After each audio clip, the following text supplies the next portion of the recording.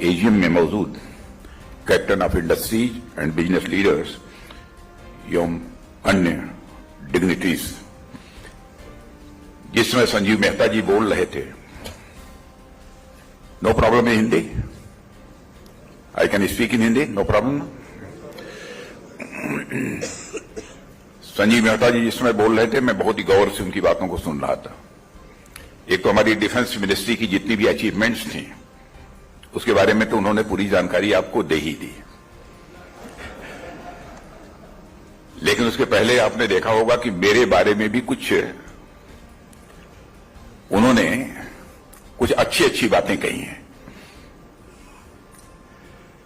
मैं सोच रहा था कि इस समय कीमत तो थोड़ी बढ़ी है, लेकिन हमारी कीमत को बढ़ाने की कोशिश क्यों कर रहे हैं।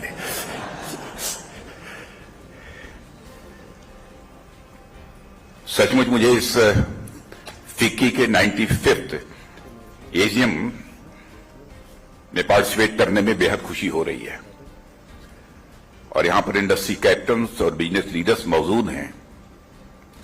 मैं जानता हूं कि इसके पहले भी हमारे फाइनेंस मिनिस्टर, हमारे ट्रांसपोर्ट मिनिस्टर, ये सब सारे कई डिग्निटीज आ चुके होंगे, उन्होंने अपनी बातें आपके सामने रखी होंगी। अब उसके अलग हटकर कुछ बोलना ये हमारे लिए एक बहुत बड़ा चैलेंज है, एक बहुत बड़ी चुनौती है। लेकिन फिर भी यदि मैं यहां पर मौजूद हूं और फिक्की के एजीएम में, तो स्वाभाविक रूप से मुझे आर्थिक विषयों पर ही अपने विचार व्यक्त करने होंगे, और जो व्यावसायिक विषय होंगे, प्रोफेशन से जो जुड़े होंगे, बिजनेस रिलेटेड होंगे, उन्हीं पर हमको यहां पर चर्चा करनी है। और आप लोगों ने एजीएम की जो थीम रखी है, India at 100, Amrit Kaal, sustainable and inclusive, तो इसके आगे तो मुझे कुछ कहना ही नहीं है। यही तो विकास का मंत्र है जो आपके एजीएम की थीम है। इसके अतिरिक्त और कोई दूसरा विकास का मंत्र नहीं है। और जैसा कि आप सभी अच्छी तरह परिचित हैं कि इस साल भारत अपनी आजादी के न केवल अमृत महोत्सव मना रहा है, बल्कि अगले 25 वर्षों को हमने अमृतकाल के रूप में मनाने का फैसला किया है। यानी आजादी के 75 वर्ष पूरे होने के बाद अगले 25 वर्ष हैं जो 2047 तक चलेगा। उस दौरान भारत विकास की राह पर किस तरह से आगे बढ़ेगा ताकि उसकी विकास यात्रा सस्टेनेबल भी हो और इंक्लूसिव भी हो। आज इसी बात पर मैं चर्चा करूंगा। मित्रों, इस साल स्वतंत्रता दिवस पर लाल किले के प्राचीर से हमारे प्रधानमंत्री ने अमृतकाल के दौरान काम करने के लिए 5 प्रण की याद दिलाई थी देश को। पहला था विकसित भारत का निर्माण, दूसरा था गुलामी की हर सोच से मुक्ति, तीसरा था विरासत पर गर्व, चौथा था एकता और एकजुटता, और 5वां था नागरिकों द्वारा कर्तव्य पालन। ये 5 बातें शामिल हैं जो उन्होंने प्रण दिलाया था। और इनमें जो सबसे पहला प्रण है वो विकसित भारत का निर्माण, और एक ऐसा संकल्प है जो मैं मानता हूं कि बिना पूरा किए हुए भारत विश्व की महाशक्ति नहीं बन सकता, सुपर पावर नहीं बन सकता। लेकिन मैं विनम्रतापूर्वक निवेदन करना चाहूंगा कि यदि मैं यहां पर सुपर पावर और महाशक्ति की बात कर रहा हूं, तो इसका अर्थ यह कदापि नहीं लगाना चाहिए कि हम दुनिया के दूसरे देशों पर डोमिनेट करना चाहते हैं, अथवा दुनिया के किसी देश की 1 इंच जमीन पर कब्जा करने की हमारी मंशा है। यदि हम सुपर पावर बनना चाहते हैं, विश्व की महाशक्ति बनना चाहते हैं, तो विश्व कल्याण के लिए, क्योंकि हम भारत की उस विरासत में विश्वास करते हैं, क्योंकि हम भारत की उस संस्कृति में विश्वास करते हैं जिस संस्कृति ने हमको संदेश दिया है, वसुधैव कुटुंबकम का, the whole world is a family, पूरा विश्व ही हमारा यह भारत, ये परिवार है, यह संदेश दिया है। तो हम पूरे विश्व के कल्याण के लिए सुपर पावर बनना चाहते हैं। और आप सब जानते हैं जब भारत आजाद हुआ था तो उस समय भारत तमाम अभावों के बावजूद विश्व की 6वीं 7वीं अर्थव्यवस्था के रूप में उस समय भी जाना जाता था। भारत को आजादी मिलने के समय और उसके बाद भी कई देश आजाद हुए और वहां पर विकास, डेवलपमेंट के एक नए युग की शुरुआत हुई, जबकि वे सभी देश अर्थव्यवस्था के मामले में भारत से काफी पीछे थे। मैं चीन का उदाहरण यहां पर आप सबके सामने रखना चाहूंगा। जब 1949 में चीन में रिवॉल्यूशन हुआ और नई व्यवस्था बनी तो उनका जीडीपी भारत से कम था। भारत और चीन 1980 तक साथ साथ कदम ताल करते रहे और चीन में साम्यवादी सोच उस समय हावी थी, माने कम्युनिज्म, और भारत में समाजवादी सोच थी, यानी सोशलिज्म। और इस दौरान भारत की अर्थव्यवस्था 6वीं 7वीं पावदान तो छोड़िए, दुनिया की टॉप 10 अर्थव्यवस्थाओं की गिनती से बाहर हो गई। 80 के दशक में चीन ने एक करवट ली और कई बड़े आर्थिक सुधारों की भी चीन में शुरुआत की गई और 1991 में हमारे यहां भी आर्थिक सुधारों का यानी इकोनॉमिक रिफॉर्म्स का यह सिलसिला प्रारंभ हुआ। मगर चीन ने कम समय में इतनी लंबी छलांग लगाई कि भारत ही नहीं, अमेरिका को छोड़कर वह दुनिया के सभी देशों को विकास की रफ्तार में पीछे छोड़ दिया। दुनिया की टॉप 10 अर्थव्यवस्थाओं की गिनती में भारत की वापसी 21वीं शताब्दी में होती है। टॉप 10 दुनिया की जो इकोनॉमीज हैं उनमें आकर भारत 21वीं शताब्दी के बाद तक यह सिलसिला प्रारंभ होता है। मगर भारत के सामर्थ्य और जन आकांक्षाओं के अनुरूप जिस तरह का विकास भारत में होना चाहिए था वह नहीं हो रहा था, यह सभी महसूस कर रहे थे। 2014 में एक बड़ा परिवर्तन हुआ। भारत की जनता बड़े भरोसे और विश्वास के साथ मोदी जी को उसने प्रधानमंत्री चुना और जब वे प्रधानमंत्री बने थे तब देश दुनिया की 9वीं इकॉनमी, मेजर इकॉनमी, और हमारी इकॉनमी की साइज हुआ करती थी करीब लगभग $2 ट्रिलियन के आसपास। जहां तक मुझे याद है उस समय हमारी इकॉनमी की साइज अप्रॉक्सीमेटली $2 ट्रिलियन ये हुआ करती थी। आज हमारी गवर्नमेंट को मोदी जी के नेतृत्व में काम करते हुए 8.5 वर्ष का समय गुजर चुका है और भारत की अर्थव्यवस्था लगभग $3.5 ट्रिलियन के आकार के साथ अब दुनिया की 5th इकॉनमी बन चुका है। हमारा भारत दुनिया की 5वीं अर्थव्यवस्था बन गया है। मैं आपको याद दिलाना चाहता हूं कि 2013 का वह समय जब विश्व प्रसिद्ध इन्वेस्टमेंट फर्म मॉर्गन स्टैनले ने एक शब्द की रचना की थी और उसमें कहा था उन्हें फ्रेजाइल 5। मॉर्गन स्टैनले ने इस एक टर्मोलॉजी को दिया था, फ्रेजाइल 5, यानी दुनिया के वे 5 देश जिनकी अर्थव्यवस्था बुरी तरह से लड़खड़ा रही थी। इस फ्रेजाइल 5 में जो देश थे उनमें साउथ अफ्रीका था, टर्की था, ब्राजील था, इंडोनेशिया था और इसी फ्रेजाइल 5 में हमारा भारत भी शामिल था।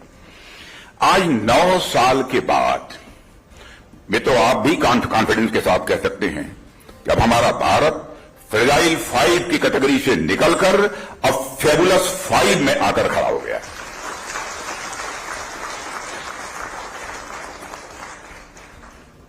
और आपको मैं याद दिलाना चाहता हूं, पिछले दिनों ही मॉर्गन स्टैनले के मैनेजिंग डायरेक्टर चेतन नहिया ने फाइनेंशियल टाइम्स में एक लेख लिखा जिसमें उन्होंने एक ग्लोबल इकोनॉमिक आउटलुक दिया है। उस लेख को मैंने स्वयं देखा भी है। उस लेख में कहा गया है कि हमारे आकलन और अनुमान के मुताबिक 2027 में भारत अमेरिका और चाइना के बाद दुनिया की तीसरी बड़ी अर्थव्यवस्था बन जाएगा। यह फोरकास्ट हमारी गवर्नमेंट का नहीं है, यह मॉर्गन स्टैनले का यह फोरकास्ट है। इतना ही नहीं, उनका मानना है कि भारत की जीडीपी अगले 10 सालों में लगभग $3.5 ट्रिलियन से बढ़कर $8.5 ट्रिलियन यानी $8.5 ट्रिलियन तक पहुंच जाएगी। और केवल यहीं तक नहीं जाएगी, उनका तो यह भी मानना है कि $8.5 ट्रिलियन से अधिक हो जाएगी भारत की इकॉनमी 2027 आते आते।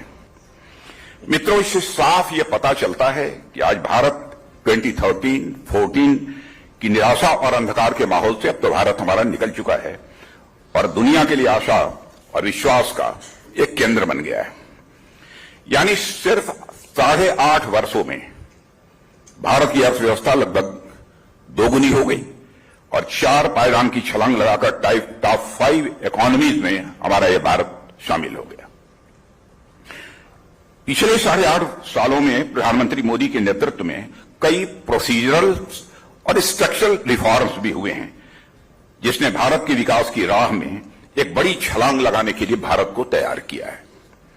मैं उन सारे प्रोसीजरल और स्ट्रक्चरल जो रिफॉर्म्स हुए हैं उस डिटेल में जाकर यहां चर्चा नहीं करना चाहता, लेकिन इनमें सबसे बड़ा है भारत का एक बड़े डिजिटल फाइनेंशियल इंफ्रास्ट्रक्चर का निर्माण। बहुत बड़ा है, एक रिफॉर्म है। और मुझे याद है कि जब शुरुआती दिनों में प्रधानमंत्री जनधन योजना के अंतर्गत सारे हिंदुस्तान के लोगों का, हर परिवार का अकाउंट खोलने का फैसला कर रहे थे, तो मैं स्वयं भी उस मीटिंग में मौजूद था। प्रधानमंत्री जी थे और मैं भी था, और से सारे अफसर बैठे थे। मैं ईमानदारी से इस बात को स्वीकार करता हूं, उस समय मैं समझ नहीं पा रहा था गवर्नमेंट बनने के साथ ही हमारे प्राइम मिनिस्टर इस बात पर क्यों बल दे रहे हैं अन्य कामों को छोड़कर कि नहीं, जल्दी से हिंदुस्तान में रहने वाली हर फैमिलीज का अकाउंट बैंक में खुल जाना चाहिए। तो मैंने बैठे बैठे, बगल में मैं बैठा था, मैंने पूछा कि आप इतना आग्रह इसके लिए क्यों कर रहे हैं, अभी बहुत सारी चीजें हैं। तो उन्होंने कहा कि राजनाथ जी बाद में बतलाएंगे।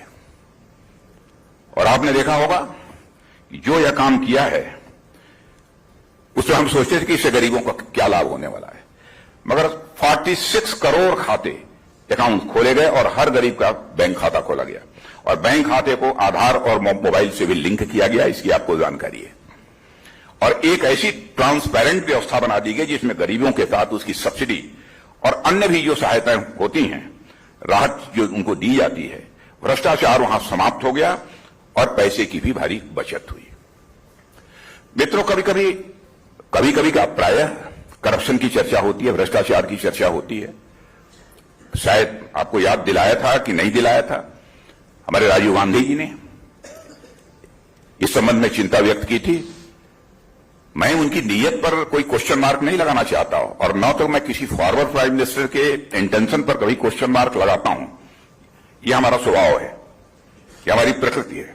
क्योंकि prime minister is prime minister, सब देश के लिए करना चाहते हैं। लेकिन उन्होंने एक चिंता यह व्यक्त की थी, क्या करें, 100 पैसा ऊपर से भेजता हूं, नीचे पहुंचते पहुंचते लोगों की जेबों तो केवल 14 पैसा पहुंच पाता है। यह चिंता उन्होंने व्यक्त की थी, ईमानदारी से चिंता उन्होंने व्यक्त की थी।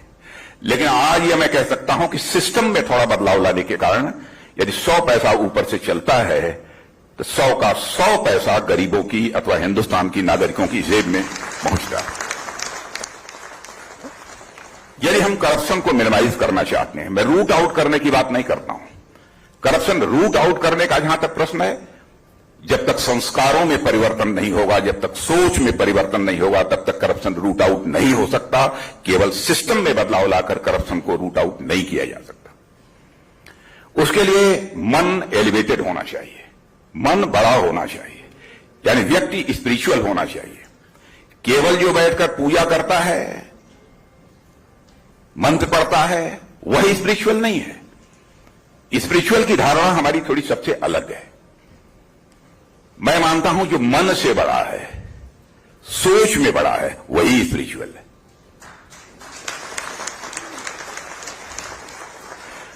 और व्यक्ति का मन जितना बड़ा होता चला जाएगा, उसी रेशियो में मैग्नीट्यूड ऑफ सुख, मैग्नीट्यूड ऑफ आनंद, मैग्नीट्यूड ऑफ परमानंद यानी परम आनंद की उसको प्राप्ति होती है। वह व्यक्ति करप्शन में इंडल्ज नहीं होगा। इसे मैथमेटिकल इक्वेशन में यदि कहना हो, क्षमा कीजिएगा, मैथमेटिक्स कम से कम हाई स्कूल तक तो सबने पढ़ी होगी। यदि इसे मैथमेटिकल इक्वेशन में कहना हो, मान लीजिए थोड़ी देर के लिए कि आपका मन, let us consider that your मन इज ए सर्किल। सर्किल का सर्कमफरेंस यानी सर्किल का डायमीटर बढ़ाते चले जाइए। मैं दावे के साथ कहता हूं, मन को यदि आपने सर्किल मान लिया है और सर्किल का सर्कमफरेंस बढ़ाते जाएंगे, तो उसी रेशियो में मैग्नीट्यूड ऑफ सुख, magnitude of happiness, magnitude of आनंद अपने आप बढ़ता चला जाएगा।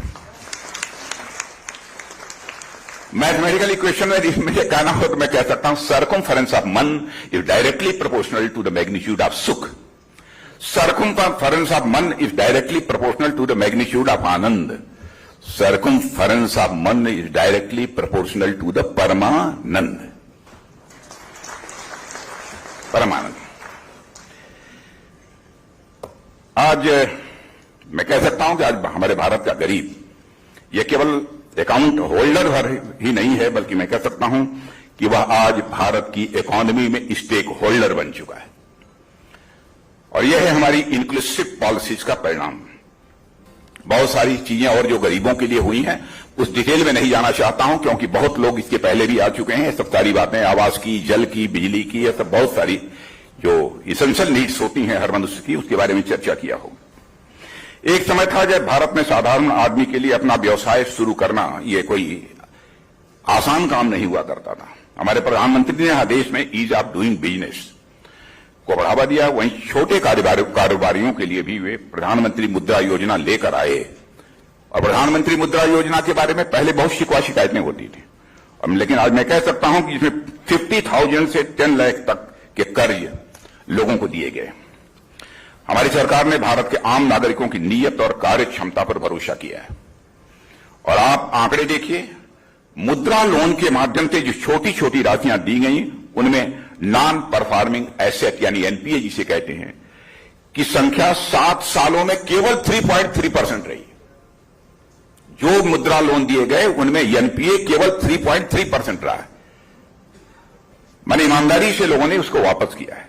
यानी देश के सामान्य कारोबारियों की यदि हैंड होल्डिंग की जाए तो वे अच्छा काम कर सकते हैं। यह विश्वास, यह भरोसा पक्का हुआ है। प्रधानमंत्री मुद्रा योजना के अंतर्गत भी 20,43,000 माने 20,43,000 करोड़ के कर्ज छोटे और मझोले कारोबारियों को दिया गया है। इनमें से 70% कर्ज महिलाओं, पिछड़ी जातियों और अनुसूचित जाति के वर्ग के लोगों को दिया गया है। यह है हमारे इनक्लूसिव ग्रोथ का मॉडल। इसी तरह कारोबार की दुनिया में हाल के वर्षों में कई नए स्टार्टअप्स सामने आए। आपको याद होगा कि 2013-14 में स्टार्टअप्स का नंबर जो हमारे भारत में था अप्रॉक्सीमेटली 400, 500 या समथिंग कुछ और रहा होगा, इसी के आसपास।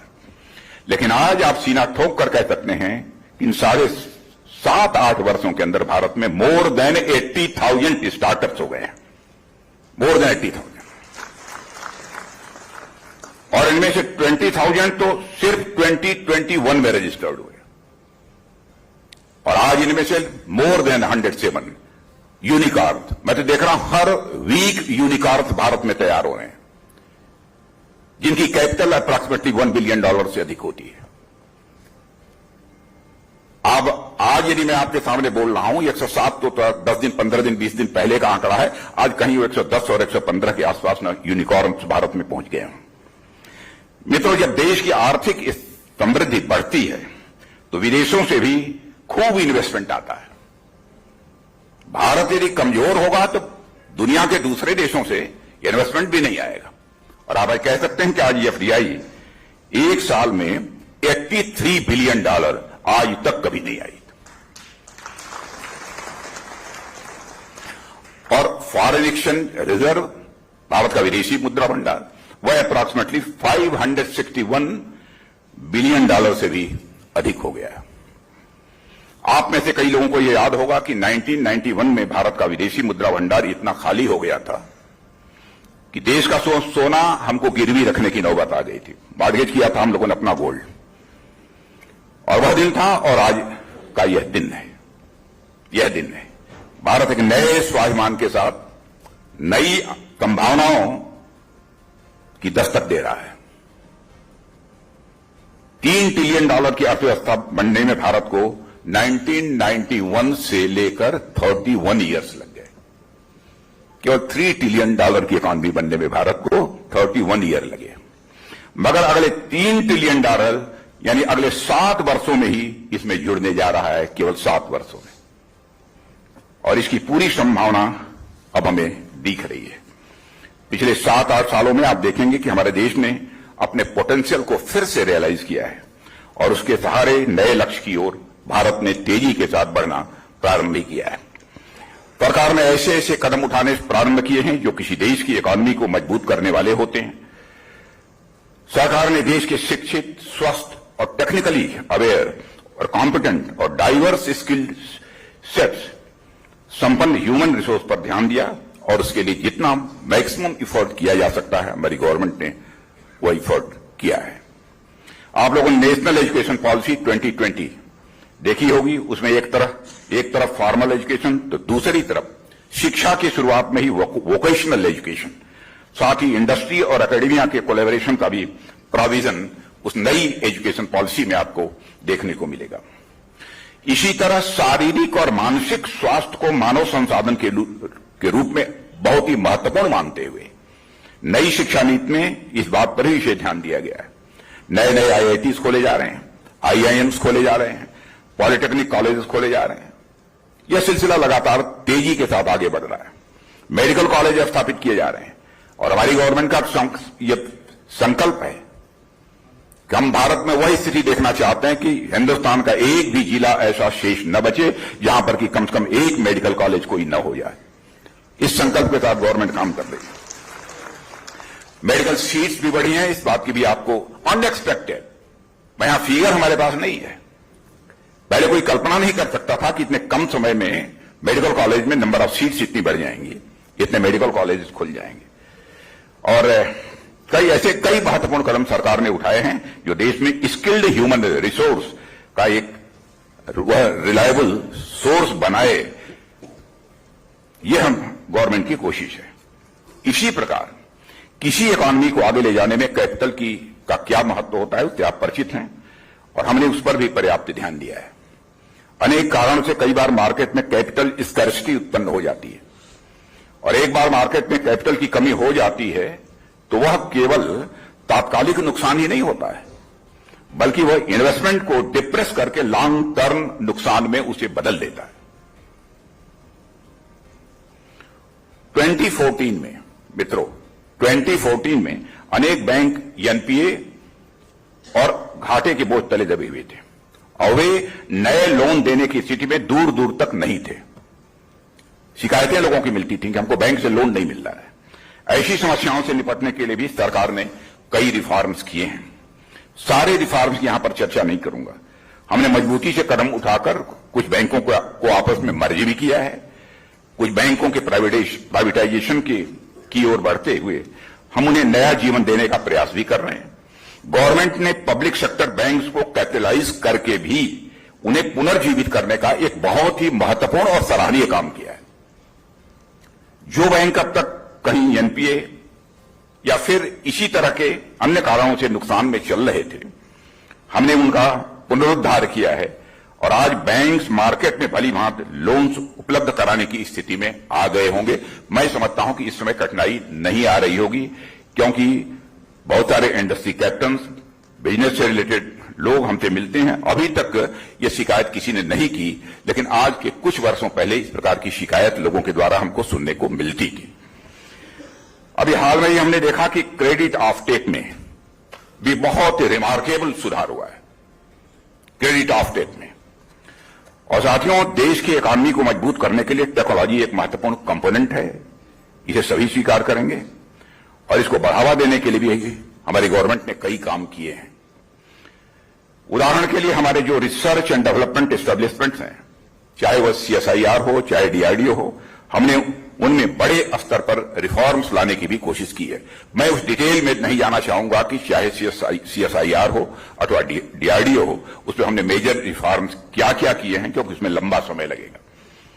इसके अलावा आपने देखा होगा कि जो रिसर्चेज हमारी एकेडमिया यानी यूनिवर्सिटी या फिर इंजीनियरिंग और मेडिकल कॉलेज में हो रही थी, वे हमारे इंडस्ट्री तक आसानी से नहीं पहुंच पाती थी।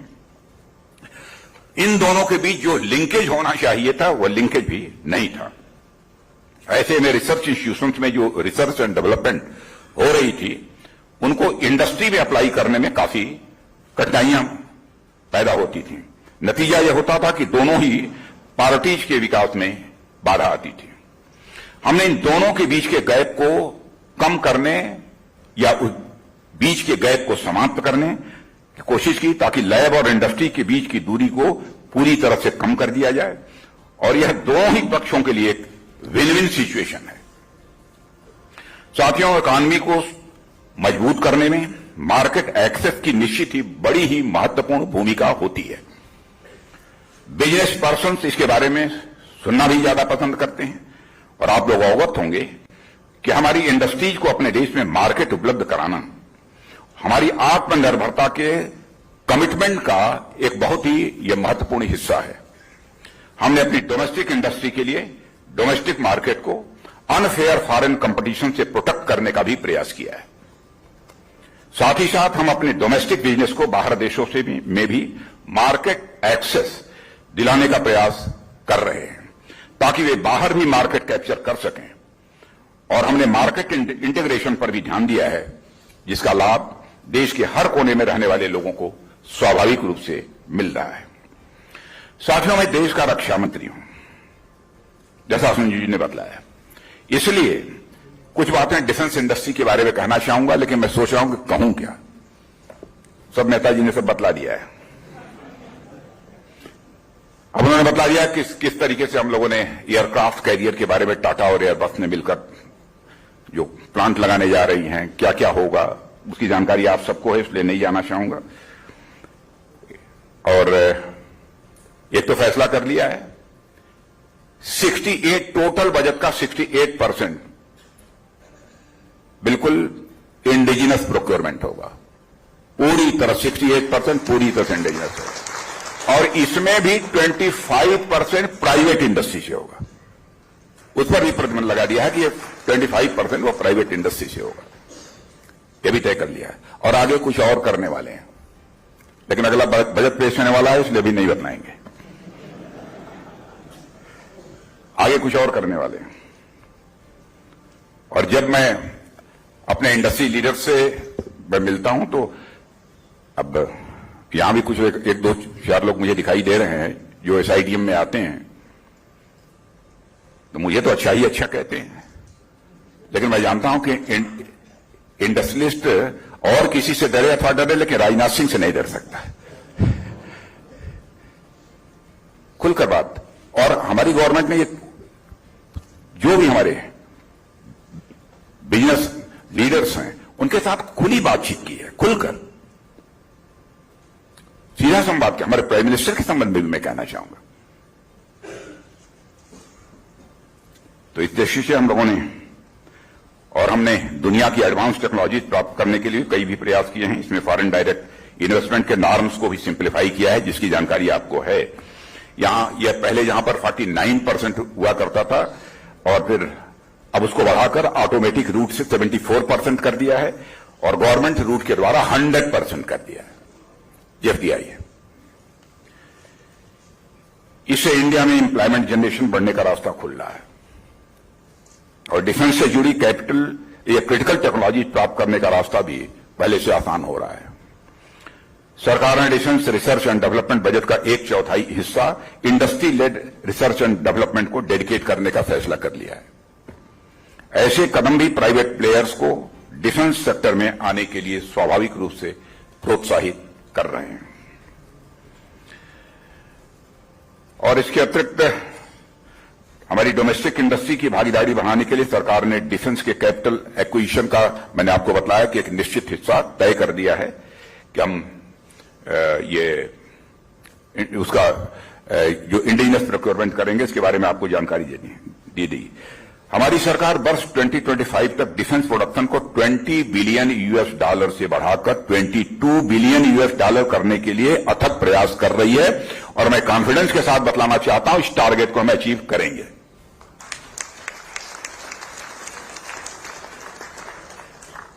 और इस समय चूंकि पार्लियामेंट चल रही है इसलिए खुलकर मैं बोल नहीं सकता। अभी तक तो आप लोग 13,000 करोड़ के एक्सपोर्ट की बात डिफेंस की सुनते होंगे, लेकिन फिगर कुछ और है। पार्लियामेंट चल रही है इसलिए हमारी मजबूरी है, मैं बोल नहीं सकता। और अब आप ये कल्पना कर सकते हैं कि इस तरह के ग्रोथ के साथ इंडस्ट्री के लिए कितने अवसर उपलब्ध होंगे, यह मुझे बतलाने की जरूरत नहीं है। मैं आज के इस कार्यक्रम के अध्यक्ष डोमेस्टिक इंडस्ट्री और फॉरेन ओईएम्स, इनसे भी और डिफेंस सेक्टर में इन्वेस्ट करने और इस अवसर का लाभ उठाते हुए ग्लोबल सप्लाई चेन में इंटीग्रेट होने का मैं आह्वान करता हूं। और मेरा विश्वास है कि नई ऊर्जा के साथ आगे बढ़ रही इंडियन डिफेंस इंडस्ट्री में ग्रोथ की बहुत असीम संभावना है। और आज पूरा विश्व भारत को आशा की निगाहों से और विश्वास की नजरों से देख रहा है। भारत आज दुनिया की जरूरतों को पूरा करने की ओर भी आगे बढ़ रहा है। आप ये कहेंगे कैसे? कोविड पैंडेमिक के दौरान आपने देखा होगा, भारत में वैक्सीन बनती नहीं थी, भारत में वैक्सीन उसी दौरान बननी प्रारंभ हो गई। केवल भारत के लोगों को ही 3-3 डोज उसकी नहीं लगी, बल्कि दुनिया की 100 कंट्रीज को हम लोगों ने वैक्सीन मुहैया कराने का काम किया। यह है हमारा भारत, यह है हमारा भारत। साथियों, जैसा कि हम देख रहे हैं कि 5th लार्जेस्ट इकॉनमी होने के साथ साथ भारत दुनिया में फास्टेस्ट ग्रोइंग मेजर इकॉनमी में से एक के रूप में लगातार आगे बढ़ रहा है। ऑस्ट्रेलिया के साथ फ्री ट्रेड पर एक मेजर एग्रीमेंट साइन किया गया है और हमारी अन्य पार्टनर कंट्रीज के साथ भी ऐसे ट्रेड एग्रीमेंट्स के लिए काम चल रहे हैं। जैसा कि मैंने बताया कि बीते फाइनेंशियल ईयर में भारत ने 83.57 बिलियन यूएस डॉलर का अब तक का हाईएस्ट एफडीआई इनफ्लो रिकॉर्ड किया है। और आप सभी जानते हैं कि जब कोई बिजनेस हाउस किसी देश में इन्वेस्ट करता है तो बहुत सोच समझ कर करता है, बहुत जांच परख कर करता है और वह देश की संभावनाओं और अवसरों को देखकर तब इन्वेस्टमेंट करता है। ऐसे में यह रिकॉर्ड एफडीआई इनफ्लो हमारी इकोनॉमी के लिए निश्चित ही एक पॉजिटिव सिग्नल है। साथियों, जब मैं यह सब सारी बातें आपके सामने रख रहा हूं तो मेरे जहन में लोगों द्वारा उठाई गई कुछ समस्याएं भी हैं जो समय समय पर लोगों के द्वारा हम लोगों के सामने रखी जाती हैं। उदाहरण के लिए महंगाई की समस्या एक प्रमुख मुद्दे के रूप में हमारे सामने आई है। दरअसल कोविड-19 के कारण पैदा हुए सप्लाई चेन डिसरप्शंस और लॉजिस्टिकल बॉटलनेक्स से दुनिया अभी पूरी तरह उभरी भी नहीं थी कि तब तक यूक्रेन कॉन्फ्लिक्ट हमारे सामने आ गया। ग्लोबल सप्लाई चेन और अन्य लॉजिस्टिकल बॉटलनेक्स के चलते कोर इन्फ्लेशन में भी बढ़ोतरी थोड़ी बहुत हुई है और कुछ लोग एक्सेस डिमांड को भी महंगाई का कारण मान रहे हैं। कारण जो भी हो, पर लोगों के द्वारा ये बतलाया जा रहा है, कहा जा रहा है कि समस्या है, तो उसका समाधान हमें ही खोजना पड़ेगा। समाधान हम लोगों ने खोजा है और आगे भी यह क्रम चलता रहेगा। भारत ही नहीं बल्कि पूरी दुनिया की इकॉनमी बड़े कठिन दौर से गुजर रही है, पर आप देखेंगे तो अन्य प्रमुख देशों की तुलना में भारत में इन्फ्लेशन कम है। और मुझे कहते हुए खुशी होती है कि रिजर्व बैंक ऑफ इंडिया ने देश की महंगाई को कम करने के लिए कई मेजर स्टेप्स लिए हैं और उसका परिणाम भी हमारे सामने आने लगा है। और मैं उस आंकड़ों में नहीं जाना चाहता क्योंकि कल मुझे बतलाया गया है कि निर्मला सीतारमण जी आई थी, अच्छा काम कर रही हैं, उन्होंने इसकी जानकारी आपको दी होगी। अभी इसी सप्ताह जारी नेशनल स्टैटिस्टिकल ऑफिस की रिपोर्ट बतलाती है कि नवंबर माह में रिटेल इन्फ्लेशन रेट पिछले 11 महीने में सबसे लो यानी 5.88% रहा और यह एक राहत की बात है और आगे भी इसमें सुधार होगा, ऐसा मेरा पूरा विश्वास है। मित्रों, आपने देखा होगा कि इनकम टैक्स हो या फिर जीएसटी, गत वर्ष इनका जितना कलेक्शन हुआ है उसके बारे में अब तक सोचा भी नहीं जाता था।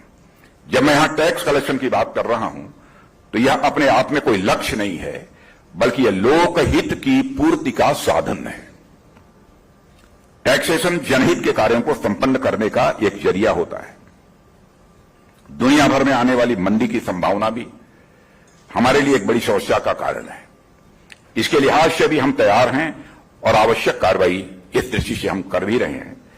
और आपने वर्ल्ड बैंक की हालिया रिपोर्ट भी देखी होगी जिसमें उसने इंडिया की जीडीपी ग्रोथ रेट फोरकास्ट को 6.5% से बढ़ाकर 6.9% कर दिया है।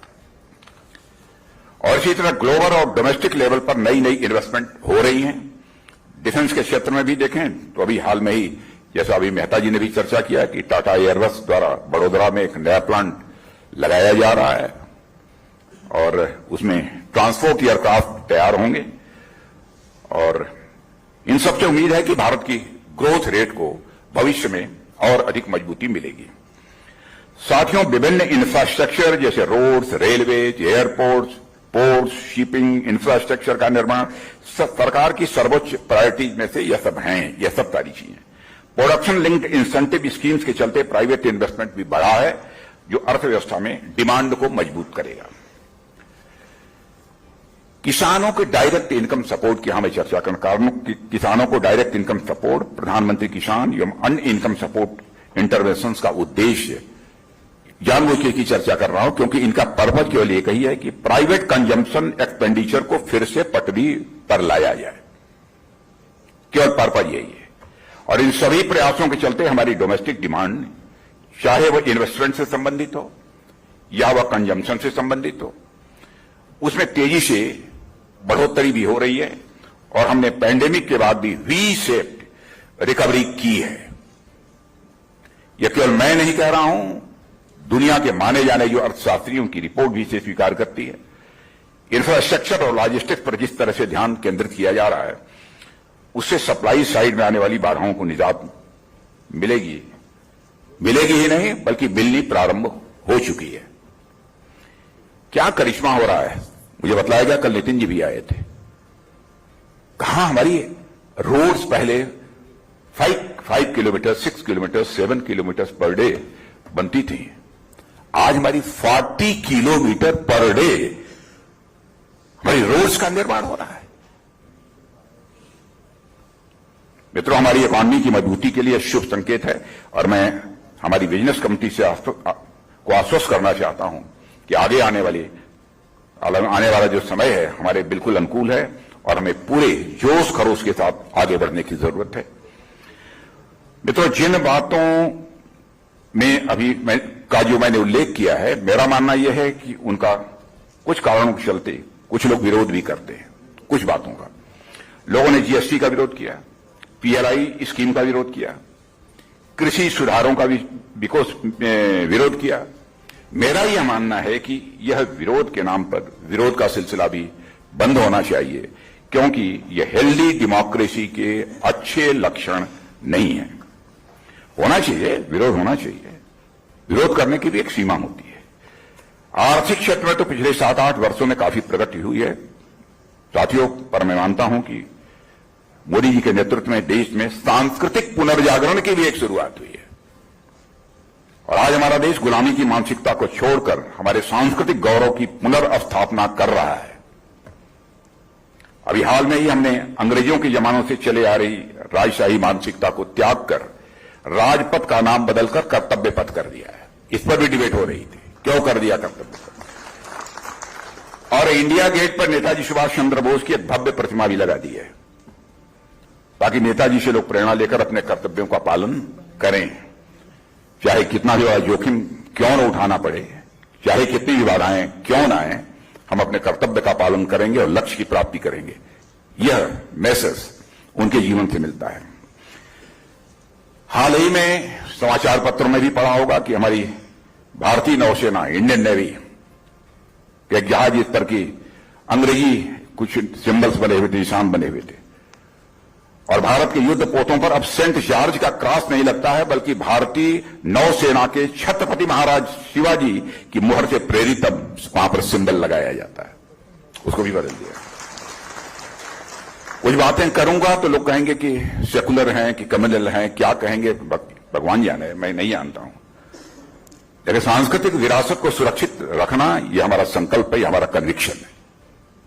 चाहे काशी विश्वनाथ का प्रश्न हो, चाहे हमारे महाकाल उज्जैन का हो, बद्रीनाथ का हो, केदारनाथ का हो, सोमनाथ का हो, इनको भव्य स्वरूप प्रदान करना यह कोई अपराध हम लोगों ने नहीं किया है। भारत के किसी कौम के साथ कोई हमने डिस्क्रिमिनेशन नहीं किया है। यह तो भारत की विरासत है। भारत की विरासत को सुरक्षित रखना क्या यह अपराध है? इसको भी लेकर बहस की जाती है।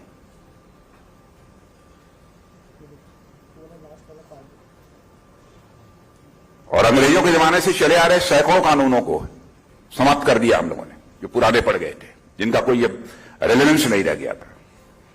और लगभग 1500 से अधिक कानूनों को समाप्त कर दिया। अभी कल की कैबिनेट में लगभग कई ऐसे एक्ट्स थे जो पुराने थे, जिनका कोई रेलेवेंस अब रही नहीं गया था, उनको भी समाप्त कर दिया।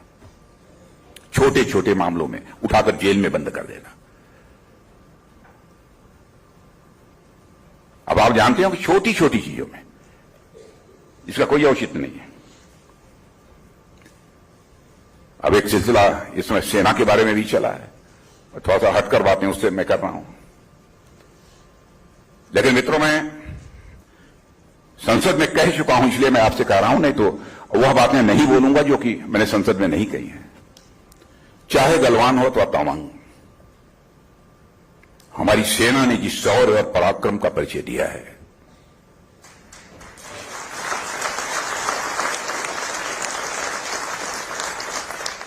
जिस शौर्य और पराक्रम का परिचय दिया है, उसकी जितनी भी प्रशंसा की जाए वह कम है।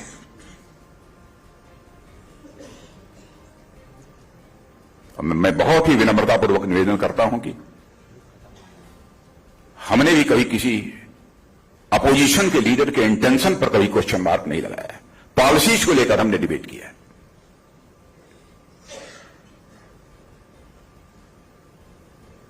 राजनीति सच बोलकर ही की जाती है, झूठ बोलकर लंबे समय तक राजनीति नहीं की जा सकती। राजनीति यह दो शब्दों को मिलाकर बना हुआ है, राज और नीति। और नीति यह संस्कृत के नए धातु से बना है जिसका अर्थ होता है ले जाना, टू कैरी आउट। वह पॉलिटिकल सिस्टम जो समाज को सही रास्ते पर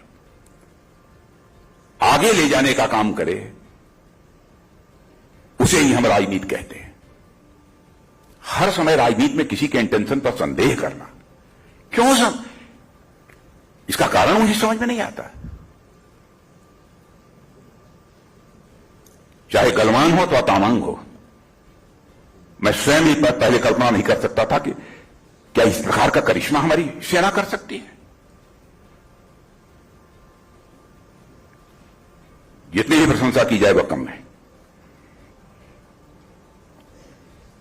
भारत का जहां तक प्रश्न है, भारत की प्रतिष्ठा अंतर्राष्ट्रीय जगत में बढ़ी है, इंटरनेशनल कम्युनिटी में भारत की इज्जत बढ़ी है, इसको सभी स्वीकार करते हैं।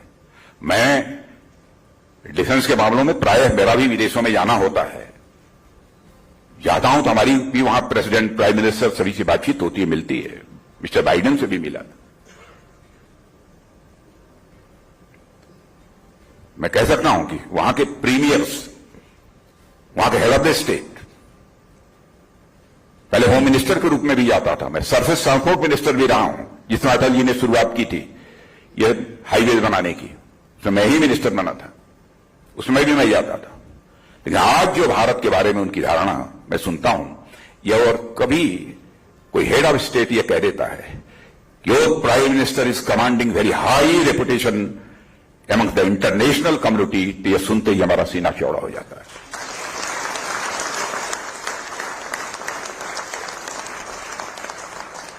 अंतर्राष्ट्रीय जगत में भारत की प्रतिष्ठा बढ़ी है, भारत का कद बहुत ऊंचा हुआ है। पहले भारत कुछ बोलता था तो इंटरनेशनल फोरम पर उसकी बातों को बहुत गंभीरतापूर्वक नहीं लिया जाता था, ध्यान से लोग नहीं सुनते थे, सुनते भी थे तो इस काम से सुना, इस काम से निकाल दिया। लेकिन आज भारत यदि इंटरनेशनल फोरम पर कुछ बोलता है तो लोग कान खोलकर और कान पकड़कर सुनते हैं कि भारत बोल क्या रहा है, यह भारत की हैसियत बढ़ी है अंतर्राष्ट्रीय जगत। भारत मजबूत हुआ है। अब भारत G20 की अध्यक्षता कर रहा है इस समय।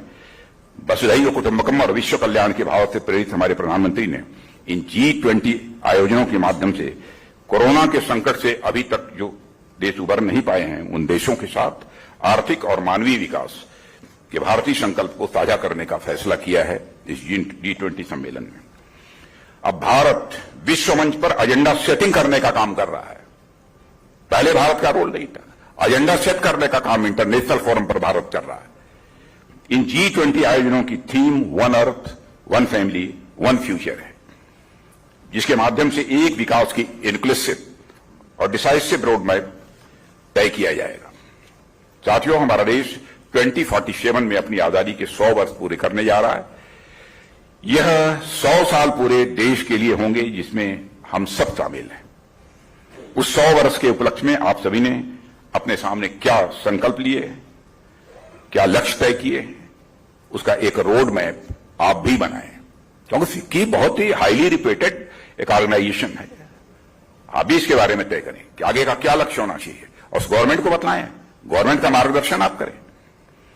कुछ कदम आप बढ़ाएं और कुछ कदम हम बढ़ाएं और साथ मिलकर अपने राष्ट्र को नई ऊंचाइयों पर ले जाएं। यही संकल्प लेने की आवश्यकता है। और आप लोगों से आग्रह है कि आप लोग नए जोश और उत्साह के साथ आएं और रिसर्च डेवलपमेंट में इन्वेस्ट करें, नई नई टेक्नोलॉजी। अरे आया हूं तो कुछ तो मांग लें। और नेता कहीं जाते हैं तो वोट मांगते हैं, हमारी कंट्री में फला चीज में इन्वेस्ट करिए, ये करिए, यही सब तो अपील करते हैं। तो वही अपील मैं भी कर रहा हूं। और नई नई टेक्नोलॉजी और प्रोडक्ट्स भी लाभ लाएं, ये आपसे आग्रह है। यकीन मानिए, ध्यान से सुनिएगा, यकीन मानिए, आपके प्रोडक्ट्स का इंतजार अब सारी दुनिया कर रही है। भारत के प्रोडक्ट्स का इंतजार सारी दुनिया कर रही है। भारत के प्रोडक्ट्स के बारे में जो पहले धारणा थी अब पूरी तरह से बदल चुकी है। इसलिए मैं आपसे कह रहा हूं, आइए इन्वेस्ट करिए। इस अवसर पर ज्यादा कुछ न कहते हुए मैं फिक्की के इस एनुअल सेशन की सफलता की मैं कामना करता हूं। और अभी 1 साल पहले मिले थे ना मेहता जी, कब मिले थे? अब आगे पंडा जी फिर आपकी अध्यक्षता में मिलेंगे। मैं पुनः आप लोगों ने ध्यान से हमारी बातें सुनी हैं, इसके लिए मैं शीश झुकाकर आप सभी के प्रति आभार व्यक्त करता हूं। आप सबको बहुत बहुत धन्यवाद देता हूं। श्री DS चौहान जी, प्रमुख सचिव गृह श्री संजय प्रसाद जी,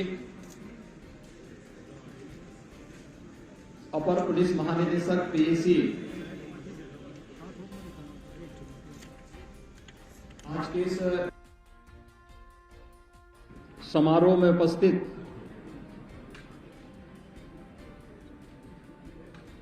गृह विभाग के सभी अधिकारीगण, उत्तर प्रदेश पुलिस और PAC से जुड़े हुए सभी हमारे अधिकारीगण, उपस्थित भाइयों बहनों, देश के सर्वोत्तम बलों में से एक उत्तर प्रदेश PAC को स्थापना दिवस पर मैं हृदय से बधाई देता हूं।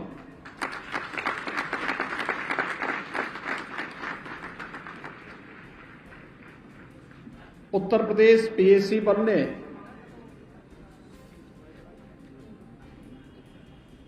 चौहत्तर वर्ष की अपनी शानदार यात्रा न केवल देश की सबसे बड़ी आबादी के राज्य में बेहतर कानून व्यवस्था की स्थिति को बनाए रखने के लिए, बल्कि परंपरागत पर्व और त्योहारों, जुलूसों, धार्मिक आयोजनों तथा विभिन्न उन अवसरों पर आम जनमानस की आस्था के साथ जो आयोजन जुड़े हुए हैं, राष्ट्रीय पर्वों के साथ ही सामान्य निर्वाचन, स्थानीय निकाय निर्वाचन और प्रदेश भ्रमण के दौरान अति विशिष्ट महानुभावों के सकुशल और सुरक्षित यात्रा की दृष्टि से किया गया योगदान अत्यंत सराहनीय रहा है। PAC बल अपने शौर्य और पराक्रम के लिए जाना जाता है। न केवल उत्तर प्रदेश के अंदर बल्कि देश के विभिन्न राज्यों में आंतरिक सुरक्षा कि उन विभिन्न चुनौतियों का सामना करने के लिए सदैव तत्पर होकर के कार्य किया है। उत्तर प्रदेश पीएसी बल को जब भी अवसर मिला है उसने अपना सर्वोत्तम करने का प्रयास भी किया है। किसी भी बल की पहचान उसके शौर्य और पराक्रम के साथ ही उसकी कीर्ति से जानी जाती है और यह शौर्य और पराक्रम उत्तर प्रदेश पीएसी बल के साथ जुड़ चुका है। खासतौर पर मुझे याद है जब 2001 में देश की संसद पर कायराना हमला हुआ था, उस समय उत्तर प्रदेश पीएसी बल के जवानों ने जिस बुद्धिमत्ता और पराक्रम का परिचय दिया था वह किसी से छुपा हुआ नहीं है। अयोध्या में श्री राम जन्मभूमि पर हुए हमले के दौरान भी उत्तर प्रदेश पीएसी बल ने जिस तत्परता के साथ कार्रवाई की और आतंकियों के मंसूबों पर पानी फेरने का कार्य किया, या उसके शौर्य पराक्रम और कीर्ति के साथ ही उसकी तत्परता का प्रतीक भी है और इसीलिए तो उत्तर प्रदेश का पीएसी बल एक सर्वोत्तम बल के रूप में देश के अंदर जाना जाता है। पीएसी बल के 74 वर्ष की शानदार यात्रा के लिए मैं पीएसी बल से जुड़े हुए सभी अधिकारियों और कार्मिकों को हृदय से बधाई देता हूं। पिछले 5.5 वर्ष के दौरान देश के सबसे बड़े पुलिस बल उत्तर प्रदेश पुलिस में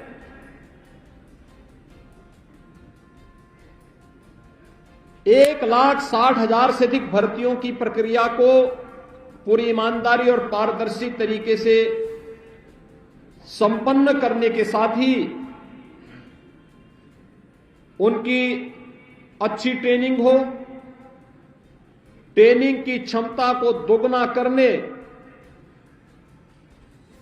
और उत्तर प्रदेश पुलिस बल में प्रदेश के उन सभी युवाओं को जो पुलिस बल के साथ जुड़ करके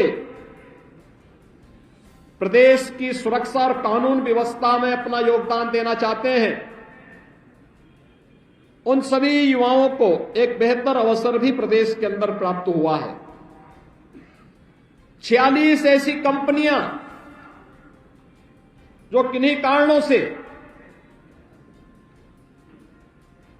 समाप्त कर दी गई थी, उनका बहाल करते हुए उन सभी 46 कंपनियों को पुनर्जीवित करते हुए प्रदेश के अंदर पीएसी बल में 41,000 से अधिक कार्मिकों की भर्ती की प्रक्रिया को उनके प्रशिक्षण की प्रक्रिया के साथ जोड़ करके पूरा किया गया और मुझे प्रसन्नता है कि आज उत्तर प्रदेश पीएसी अपनी उन सभी 46 कंपनियों को पुनर्जीवित करते हुए न केवल बहाल हुआ है बल्कि 10 अतिरिक्त कंपनियों को भी हम लोगों ने प्रदेश के अंदर गठित करने में सफलता प्राप्त की है। उत्तर प्रदेश पीएसी बल के अपने सभी कार्मिकों के लिए अवस्थापना सुविधाओं का नितांत अभाव था। आज हर पीएसी बहानी में पीएसी के जवानों के लिए आवासीय सुविधा अच्छी हो सके, इसके लिए हाई राइज बैरक के निर्माण की कार्रवाई युद्ध स्तर पर चल रही है और पूरे प्रदेश के अंदर हर एक बहाने में इसको सफलतापूर्वक हम लोग बनाने की कार्रवाई को आगे बढ़ा रहे हैं। किसी भी दक्ष फोर्स के लिए आवश्यक होता है कि उसका व्यावसायिक दक्षता के साथ साथ अच्छा प्रशिक्षण मिले, अच्छी बुनियादी सुविधाओं से हम इसे युक्त कर सकें और समय समय पर उन्हें प्रोन्नति के साथ भी जोड़ा जा सके।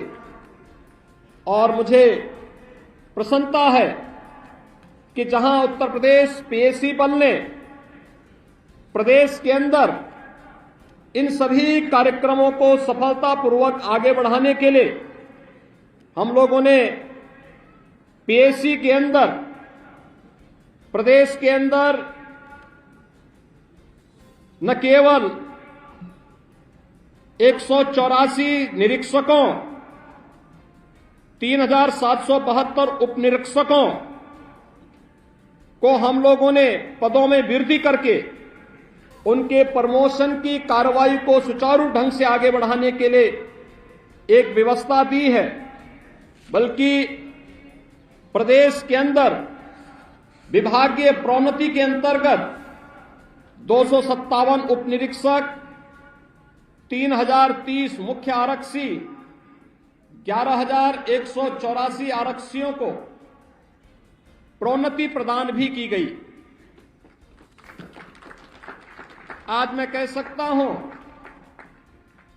कि उत्तर प्रदेश पीएसी में जो प्रमोशन की प्रक्रिया एक प्रकार से थमी हुई सी थी, आज उसे हम लोगों ने काफी हद तक पूरा किया है और भविष्य में प्रोन्नति की इस प्रक्रिया को और बेहतर बनाने की दिशा में लगातार शासन के स्तर पर कार्य किया जा रहा है। प्रदेश के अंदर एसडीआरएफ के लिए भी विभिन्न प्रकार से 1029 पदों का सृजन, लखनऊ मेट्रो की सुरक्षा हेतु 433 और नोएडा मेट्रो की सुरक्षा हेतु 381 पदों को स्वीकृति भी शासन ने इस दौरान दी है। प्रदेश में महिला सुरक्षा को सुनिश्चित करने के लिए पीएसी बल में महिलाओं को सम्यक प्रतिनिधित्व प्रदान हो सके, इस दिशा में पहले चरण में 3 महिला बटालियन की स्थापना का कार्य लखनऊ, गोरखपुर और बदायूं में प्रचलित है। इनके लिए 1262 प्रत्येक बटालियन के लिए पद स्वीकृत किए गए हैं। द्वितीय चरण में 3 और महिला बटालियन की स्थापना के लिए भी प्रदेश सरकार ने अपनी सहमति दी है। जनपद शामली और बिजनौर में पीएसी की नई बटालियन की स्थापना करने का भी निर्णय शासन ने लिया है। साथ ही प्रदेश के अंदर अन्य महत्वपूर्ण कार्यक्रमों के साथ प्रदेश सरकार ने इस बल को और भी सुदृढ़ करने की दिशा में प्रयास प्रारंभ किए हैं। प्रदेश के अंदर पीएसी की 17 बाढ़ राहत कंपनियों में उपलब्ध मोटर बोट्स और अन्य उपकरणों आदि के क्रय के लिए राज्य आपदा मोचन निधि से धनराशि पहले ही स्वीकृत की जा चुकी है।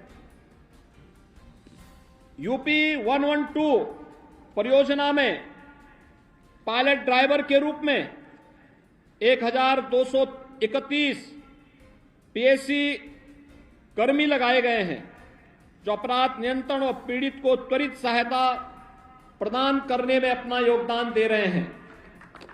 प्रदेश की यातायात व्यवस्था के सुगम संचालन हेतु 645 प्लाटून कमांडर यातायात उप निरीक्षक का प्रशिक्षण प्राप्त कर चुके हैं 75 प्लाटून कमांडर व 301 मुख्य आरक्षी यातायात नियंत्रण के प्रशिक्षण में भेजे गए हैं, जो शीघ्र ही प्रशिक्षण पूरा कर प्रदेश की यातायात व्यवस्था को सुसंगत बनाने में अपना योगदान प्रदान करेंगे।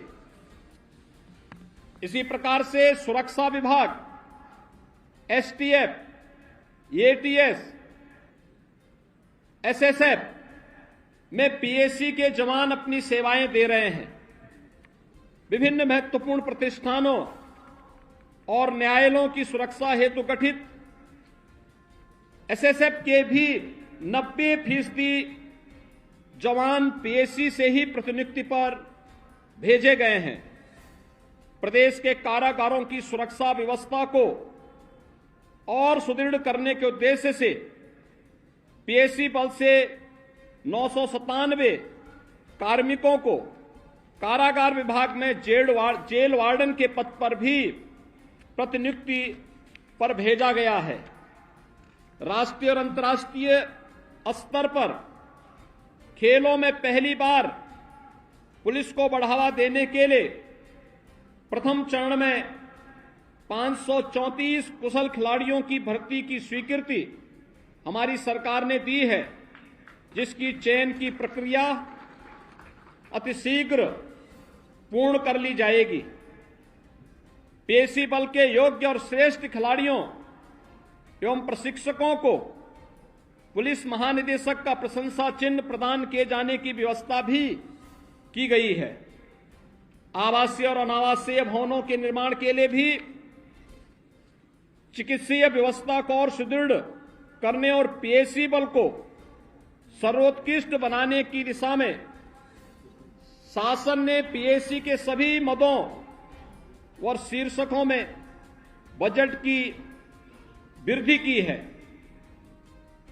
प्रदेश के अंदर पीएसी बल को सशक्त, व्यावसायिक रूप से दक्ष एवं आधुनिक बनाने का हर संभव उपाय किया जा रहा है, जिससे आने वाली चुनौतियों का सामना आसानी से किया जा सके। पीएसी के जवानों को आधुनिक इंसास राइफल से लैस किया गया है। उन्हें बुलेट प्रूफ हेलमेट भी उपलब्ध कराए गए हैं।